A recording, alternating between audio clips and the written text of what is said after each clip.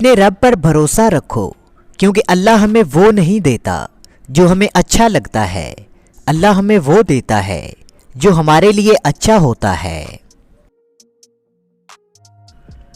جب تم نماز نہیں پڑھتے تو یہ مت سوچو کہ وقت نہیں ملا، بلکہ یہ سوچو کہ تم سے ایسی کون سی خطا ہوئی ہے جس کی وجہ سے اللہ تعالیٰ نے تمہیں اپنے سامنے کھڑا کرنا پسند نہیں کیا۔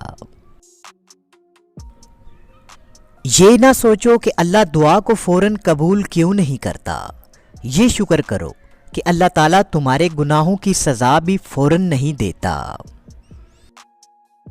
کسی مضبوط پہاڑ کا اتنا بوجھ نہیں ہوتا جتنا کسی بے قصور پر تہمت لگانے کا بوجھ ہوتا ہے۔ وہ آزماتا تو ہے مگر راستہ بھی وہی دکھاتا ہے کیونکہ وہ رب ہے۔ دل کا بوجھ اللہ کی بارگاہ میں رونے سے ہلکا ہوتا ہے، جہاں نہ ماضی کا تانا ملتا ہے نہ مستقبل کا خوف، صرف کرم کی چادر سے ڈھانپ دیا جاتا ہے۔ جس دن تم اللہ کے حضور پیش کیے جاؤ گے تو تمہارا کوئی راز بھی چھپا نہ رہے گا۔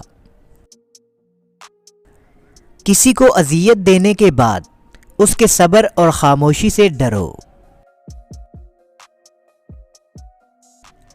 کس کس کو راضی کرو گے؟ بس ایک رب کو راضی کر لو، سارے مسئلے حل ہو جائیں گے۔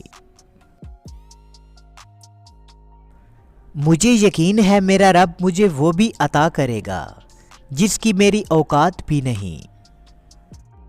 دولت دنیا کی ہو یا ایمان کی، جتنی بڑھتی جائے گی نیند اتنی ہی کم ہوتی جائے گی۔ اے اللہ پاک، تیرے سوا کوئی معبود برحق نہیں، تو پاک ہے، بے شک میں ہی ظالموں میں سے ہوں۔